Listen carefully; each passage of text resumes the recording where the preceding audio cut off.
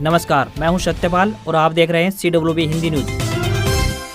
शक संवत 1947 विक्रम संवत 2082 आज चैत्र मास के कृष्ण पक्ष की द्वादशी तिथि और दिन सोमवार है।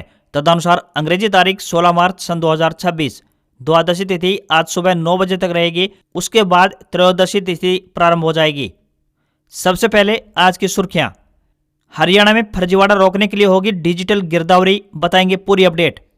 देश भर में LPG गैस की किल्लत को लेकर केंद्र सरकार का बड़ा फैसला, इन लोगों को अब नहीं मिलेगा सिलेंडर। विज्ञान और तकनीक से निपुण बनेंगे हरियाणा के बच्चे, सरकारी स्कूलों में खुलेगी अटल टिंकरिंग लैब। हरियाणा में नए जूते चप्पल खरीदना हुआ महंगा, युद्ध के चलते कीमतों में हुई इतनी बढ़ोतरी। पिहोवा में आयोजित चैत्र चौदस मेले के लिए हरियाणा रोडवेज ने चलाई स्पेशल बसें। कैप्टन अभिमन्यु को लेकर रोधी खाप में 2 फाड़, पहले सम्मानित करने का ऐलान। अब प्रधान बोले राजनीतिक व्यक्ति को नहीं करेंगे। घर बैठे मिलेगी भूमि व राजस्व सेवाओं से जुड़ी हर जानकारी, हरियाणा सरकार ने लॉन्च किया भूमित्र व्हाट्सएप नंबर। हरियाणा में राज्यसभा चुनाव के लिए इस तरह रहेगी वोटिंग की प्रक्रिया, इन विधायकों को गुप्त मतदान की आज़ादी। बुजुर्गों के लिए वरदान साबित होगी हरियाणा सरकार की प्रहरी योजना, घर बैठे मिलेगी देखभाल की सुविधा।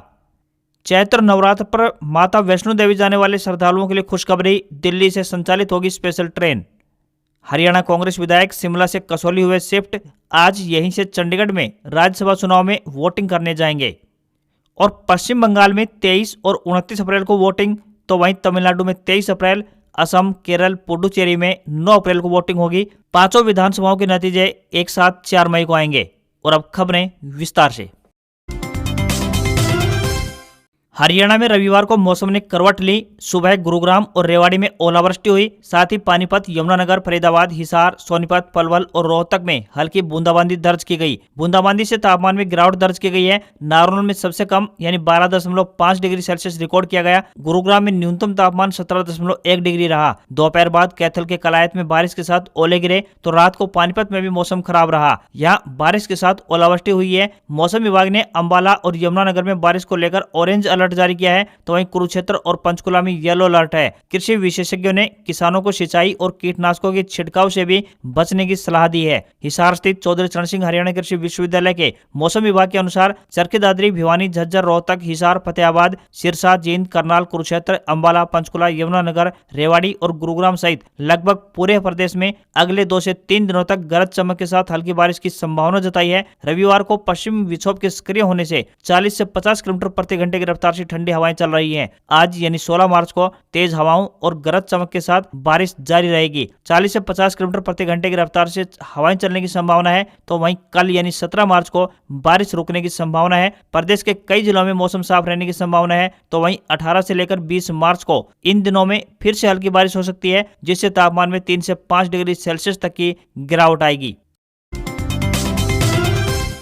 हरियाणा राज्यसभा चुनाव में कुछ ही घंटे बचे हैं। 16 मार्च यानी आज सुबह 9 बजे से वोटिंग स्टार्ट होगी। रविवार को कांग्रेस ने अपने 37 में से 31 विधायकों को शिमला से कसौली शिफ्ट कर दिया। विधायक टेम्पो ट्रैवलर में कसौली के रमाडा होटल पहुंचे, यहाँ 40 कमरे बुक किए। ये होटल चंडीगढ़ से 60 किलोमीटर की दूरी पर स्थित है। कुछ कांग्रेस विधायकों ने हिमाचली टोपी पहनी हुई थी, तो वहीं बारिश के कारण यहाँ ठंड भी बढ़ गई है, इसलिए कुछ विधायक शॉल ओढ़े भी दिखाई दिए। सोमवार सुबह यहीं से विधायक चंडीगढ़ स्थित हरियाणा विधानसभा में वोटिंग करने पहुंच रहे हैं। भाजपा ने रविवार को लगातार दूसरे दिन चंडीगढ़ के JW मैरियट होटल में वोटिंग की प्रैक्टिस की। मुख्यमंत्री नायब सिंह सैनी, चुनाव प्रभारी हर्ष सांघवी, प्रदेश प्रभारी सतीश पुनिया और प्रदेश अध्यक्ष ने विधायकों को वोटिंग प्रक्रिया और रणनीति समझाई। सूत्रों की माने तो बैठक में दक्षिण हरियाणा के अधिकांश विधायकों को निर्दलीय उम्मीदवार सतीश नांदल को पहला विकल्प चुनने के लिए कहा है। वहीं संजय भाटिया को पहले विकल्प में कौन कौन से विधायक वोट करेंगे यह भी डिसाइड किया गया है। जीत के लिए जरूरी 31 वोट है। 31 विधायक भाटिया को पहला विकल्प चुनेंगे, शेष नांदल को।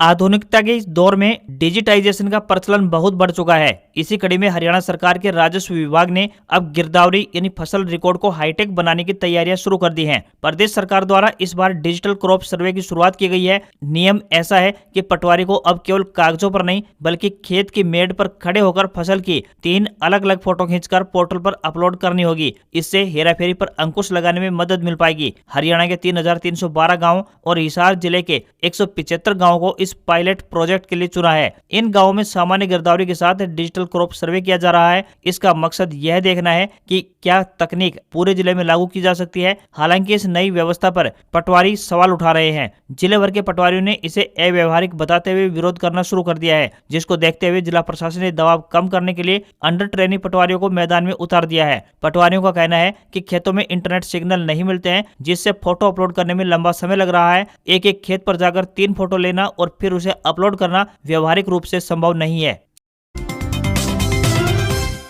हरियाणा के सरकारी स्कूलों में पढ़ने वाले स्टूडेंट्स को तकनीकी शिक्षा का ज्ञान देने की दिशा में एक और नई पहल की शुरुआत की गई है। इस संबंध में प्रदेश सरकार द्वारा सभी जिलों के 391 सरकारी स्कूलों में अटल टिंकरिंग लैब खोलने की योजना बनाई है। इसमें सिरसा जिले के सबसे ज्यादा यानी 26 और करनाल जिले के 20 स्कूल शामिल हैं। लैब के माध्यम से छात्रों को नई तकनीकों, प्रयोगों और नवाचार से जोड़कर भविष्य की चुनौतियों के लिए तैयार किया जाएगा। इन लैब के माध्यम से छात्रों में नवाचार की सोच विकसित होगी और वे पढ़ाई के साथ प्रयोगात्मक तरीके भी सीख पाएंगे। लैब में छात्रों को रोबोटिक्स, आर्टिफिशियल इंटेलिजेंस यानी एआई, 3D प्रिंटिंग और इलेक्ट्रॉनिक्स जैसे आधुनिक विषयों की जानकारी दी जाएगी। इसके लिए आवश्यक उपकरण और संसाधन भी उपलब्ध करवाए जाएंगे ताकि छात्र अपने विचारों को मॉडल और प्रोजेक्ट के रूप में विकसित कर सकें। इन लैब का प्रमुख उद्देश्य छात्रों में साइंस, प्रौद्योगिकी, इंजीनियरिंग और गणित विषयों के प्रति रुचि बढ़ाना है। साथ ही छात्रों को समस्या समाधान और रचनात्मक सोच के लिए भी प्रेरित किया जाएगा।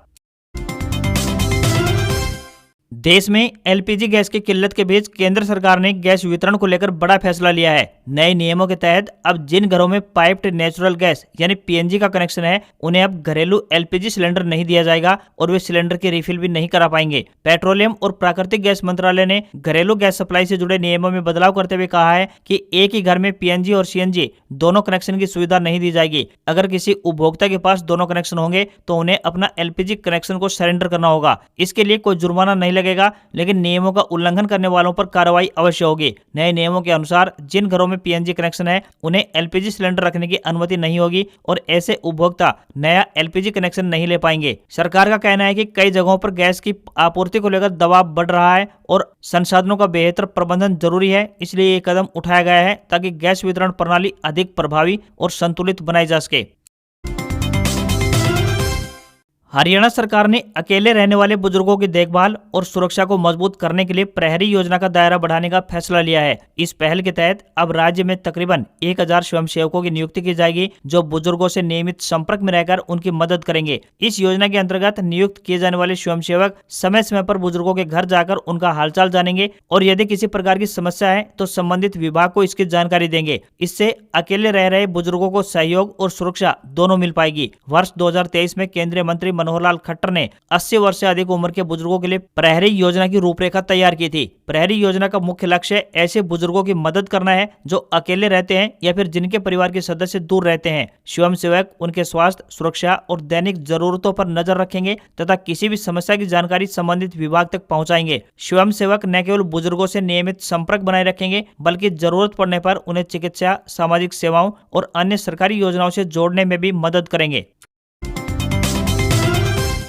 हरियाणा में आमजन के लिए एक और अच्छी खबर सामने आ रही है। प्रदेश सरकार के राजस्व एवं आपदा प्रबंधन विभाग ने भूमित्र नामक व्हाट्सएप आधारित चैटबॉट लॉन्च किया है, जहां पर भूमि और राजस्व से संबंधित सेवाओं की हर जानकारी 24/7 यानी सप्ताह के 7 दिन उपलब्ध रहेगी। हिंदी और इंग्लिश दोनों भाषाओं में उपलब्ध यह चैटबॉट राजस्व सेवाओं को और ज्यादा सुलभ, पारदर्शी और प्रभावी बनाएगा। इस व्हाट्सएप आधारित चैटबॉट के शुरू होने से लोगों को सरकारी कार्यालयों की भागदौड़ करने से छुटकारा मिलेगा और साथ ही जटिल पोर्टल का इस्तेमाल करने की भी जरूरत नहीं पड़ेगी। वे अपने स्मार्टफोन की मदद से घर बैठे किसी भी समय आवश्यक राजस्व सेवाएं प्राप्त कर पाएंगे। इसमें भूमि स्वामित्व और खेती संबंधी रिकॉर्ड के लिए जमाबंदी की प्रति, भूमि स्वामित्व में परिवर्तन से संबंधित इंतकाल यानी म्यूटेशन की प्रति, संबंधित मामलों के लिए मुआवजा पंजीकरण तथा दस्तावेज पंजीकरण यानी डीड रजिस्ट्रेशन से संबंधित सहायता शामिल है। डीड टोकन जनरेशन, भूमि सीमांकन के लिए आवेदन, भूमि एवं राजस्व से जुड़ी हुई शिकायत दर्ज करने, शिकायत की स्थिति की रियल टाइम ट्रैकिंग जैसी सुविधाएं भी उपलब्ध होंगी। व्हाट्सएप नंबर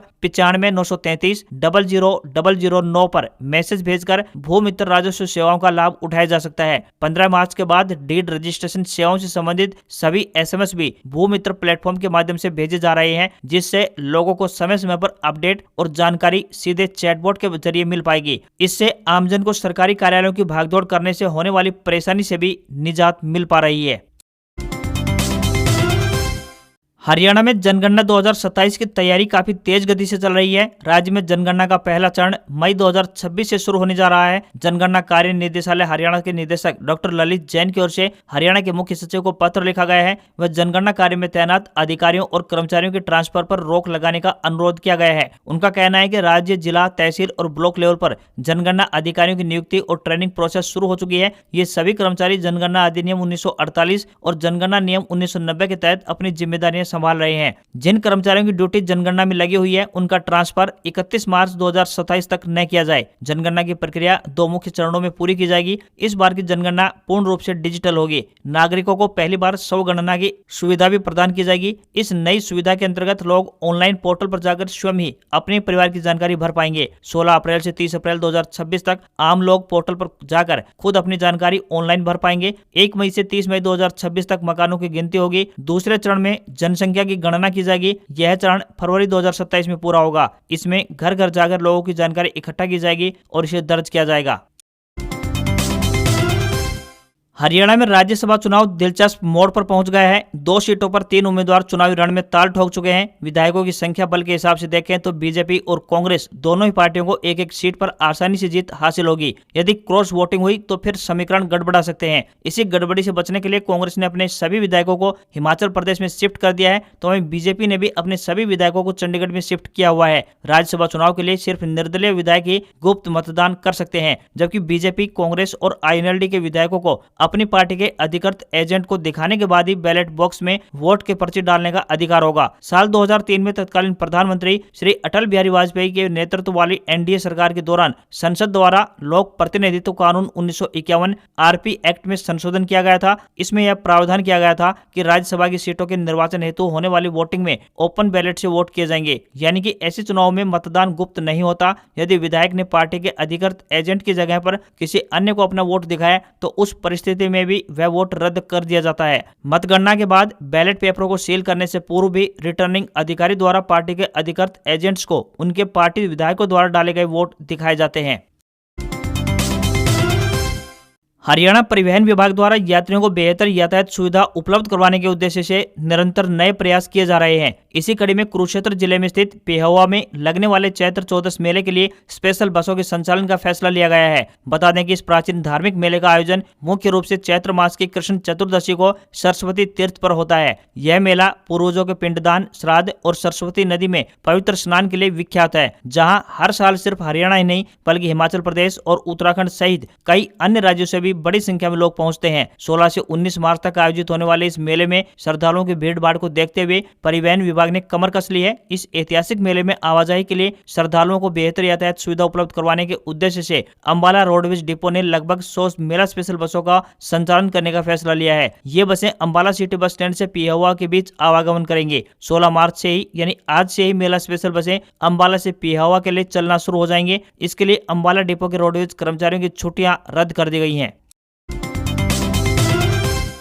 अंतर्राष्ट्रीय स्तर पर चल रहे ईरान इजराइल युद्ध का असर अब भारत के स्थानीय बाजारों में भी देखने को मिल रहा है। हरियाणा के फुटवियर उद्योग पर इसका सीधा प्रभाव पड़ रहा है, जिसके चलते जूते चप्पलों की कीमतों में 10 से 20% तक की बढ़ोतरी दर्ज की गई है। उद्योग से जुड़े व्यापारियों का कहना है कि कच्चे माल की बढ़ती कीमतों और सप्लाई में आई बाधाओं के कारण उत्पादन लागत में भारी इजाफा हुआ है। जूते चप्पलों के निर्माण में इस्तेमाल होने वाले जरूरी कच्चे माल जैसे पॉलीमर, ईवीए, रबर और विभिन्न केमिकल्स की कीमतों में हाल ही के दिनों में तेजी आई है। जानकारी के अनुसार पॉलीमर के दाम में लगभग 50 से 60% तक बढ़ गए हैं, जबकि ईवीए के दाम भी करीब 35 से 40% तक बढ़ोतरी दर्ज की गई है। इसके अलावा पैकेजिंग सामग्री, ट्रांसपोर्ट और अन्य औद्योगिक लागत भी बढ़ने से फुटवियर पर अधिक आर्थिक दबाव पड़ा है। हरियाणा के बहादुरगढ़ को देश का प्रमुख फुटवियर हब माना जाता है। यहाँ तकरीबन 1500 से अधिक जूता निर्माण और उससे जुड़ी हुई इकाइयां काम कर रही हैं। यहाँ से तैयार उत्पाद देश के कई राज्यों के साथ साथ विदेशों में भी भेजे जाते हैं। खासकर स्पोर्ट्स शूज, स्कूल शूज और सामान्य उपयोग होने वाले फुटवियर की कीमतों में अधिक असर देखा जा रहा है। जिला आयुष सोसाइटी फतेहाबाद द्वारा जिला कार्यक्रम प्रबंधक के पदों पर भर्ती के लिए आवेदन मांगे गए हैं। आपको बता दें कि ये भर्तियां राष्ट्रीय आयुष मिशन के तहत कॉन्ट्रैक्ट बेस पर की जाएंगी। जो भी उम्मीदवार इन पदों पर आवेदन भेजने के इच्छुक हैं वे ऑफलाइन माध्यम से अपने आवेदन भेजें। इन पदों के लिए इच्छुक उम्मीदवार रजिस्टर्ड डाक के माध्यम से या फिर स्वयं जाकर अपने आवेदन जमा करवा सकते हैं। इन पदों के लिए शैक्षणिक योग्यता जानने के लिए आधिकारिक अधिसूचना चेक करें। किसी भी वर्ग के उम्मीदवारों को कोई भी आवेदन शुल्क नहीं देना है। न्यूनतम आयु 18 वर्ष और अधिकतम आयु 42 वर्ष है। आवेदन करने की आखिरी तिथि 24 मार्च रहेगी। उम्मीदवारों से विनम्र निवेदन है कि भर्ती के लिए आवेदन करने से पहले आधिकारिक विज्ञापन जरूर चेक कर लें।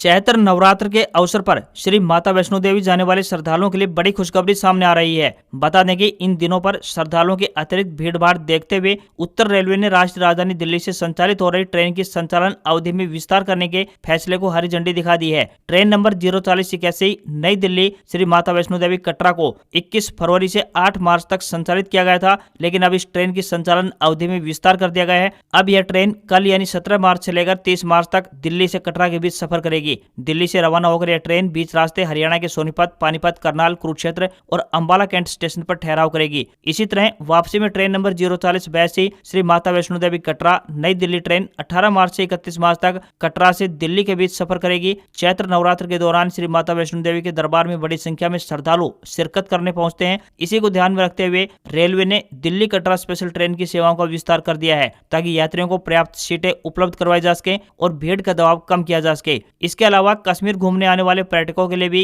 यह ट्रेन एक बेहतर यातायात सुविधा उपलब्ध करवाने का काम करेगी। हरियाणा के हांसी शहर में कैप्टन अभिमन्यु को रोधी खाप द्वारा सम्मानित करने के बयान को लेकर खाप दो फाड़ हो गई है। इस मुद्दे पर खाप के दो गुट आमने सामने आ गए हैं, जहां एक पक्ष ने दूसरे के बयानों को आधिकारिक मानने से इनकार कर दिया। रोधी खाप के प्रधान सुमेर सिंह जागलान ने चैनत गांव में युवा प्रधान विकास दोहन के घर पर एक प्रेस वार्ता की। सुमेर सिंह जागलान ने बताया कि कुछ दिन पहले खुद को खाप प्रधान बताने वाले हरदीप शर्मा ने हांसी में एक प्रेस वार्ता कर कहा था कि यदि कैप्टन अभिमन्यु अपनी कोठे जलाने वाले युवकों को माफ कर देते हैं तो रोधी खाप उन्हें सम्मानित करेगी। जागलान ने स्पष्ट किया कि रोधी खाप किसी भी राजनीतिक व्यक्ति को कभी सम्मानित नहीं करेगी। युवकों को माफी देने के सवाल पर जागलान ने कहा कि यदि उन्हें माफ ही करना था तो 10 साल तक जेल की सजा क्यों काटने दी गई। उन्होंने तर्क दिया कि पहले भी उन्हें माफ किया जा सकता था। उन्होंने यह भी बताया कि जिन लोगों के नाम मामले में दर्ज थे वे अपनी सजा काट चुके हैं। उन्होंने खुद को खाप का प्रधान बताने वाले हरदीप शर्मा के बयान को खाप का आधिकारिक बयान मानने से साफ तौर पर इनकार कर दिया। उन्होंने कहा कि हरदीप शर्मा स्वयं को रोधी खाप का प्रधान बता रहे हैं और कैप्टन अभिमन्यु द्वारा प्रायोजित हैं। वहीं इस मामले में हरदीप शर्मा ने सुमेर सिंह जागलान के आरोपों का खंडन किया। शर्मा ने कहा कि उनकी खाप वर्ष 2016 में पंजीकृत है, जिसका पंजीकरण नंबर 02187 है। उन्होंने जागलान को स्वयंभू प्रधान बताते हुए कहा कि खाप में उसका कोई आधिकारिक पद नहीं है। उन्होंने कहा कि इस मामले में सुमेर सिंह जागलान के खिलाफ भी कार्रवाई की जाएगी। भारतीय शेयर बाजार में फॉरेन पोर्टफोलियो इन्वेस्टमेंट की बिकवाली लगातार जारी है। मार्च के शुरुआती 2 हफ्तों में विदेशी निवेशकों ने घरेलू इक्विटी बाजार से 52,704 करोड़ रुपए निकाले हैं। यह बिकवाली ऐसे समय में हुई है जब मिडिल ईस्ट में तनाव बढ़ रहा है और कच्चा तेल $100 प्रति बैरल के पार निकल चुका है। इससे पहले फरवरी महीने में भी बाजार में 22,615 करोड़ रुपए का निवेश किया था, जो पिछले 17 महीनों का सबसे ऊंचा स्तर था। लेकिन मार्च की शुरुआत से ही विदेशी निवेशक हर ट्रेडिंग दिन पर नेट सेलर्स बने हुए हैं। बाजार विशेषज्ञों का मानना है कि इस भारी बिकवाली के पीछे कई वैश्विक और घरेलू कारण है। एंजल वन के सीनियर फंडामेंटल एनालिस्ट वकार जावेद खान के मुताबिक पश्चिमी एशिया में बढ़ते तनाव और हॉर्मुज रूट में सप्लाई प्रभावित होने के डर से ब्रेंट क्रूड $100 प्रति बैरल के ऊपर चला गया है। इससे निवेशकों ने जोखिम वाले एसेट से पैसा निकालकर सुरक्षित विकल्पों में लगाना शुरू कर दिया है। इसके अलावा डॉलर के मुकाबले भारतीय रुपए के 92 के स्तर के पार पहुंचना भी दबाव बनाया है। साल 2025 में अब तक सेक्टर वार देखें तो IT सेक्टर पर सबसे ज्यादा मार पड़ी है। हालांकि निवेशकों ने telecom, oil and gas, metals और केमिकल्स जैसे सेक्टर्स में अपना निवेश बढ़ाया है। अगर जियोपॉलिटिकल तनाव और बढ़ता है या फिर तेल की कीमतें और ऊपर जाती हैं तो बाजार पर दबाव जारी रहेगा। आज खबरों में बस इतना ही। देखते रहिए आपका अपना हरियाणा का सबसे बेहतरीन news channel CWB Hindi news. नमस्कार। इसी आशा के साथ आपका दिन शुभ रहे।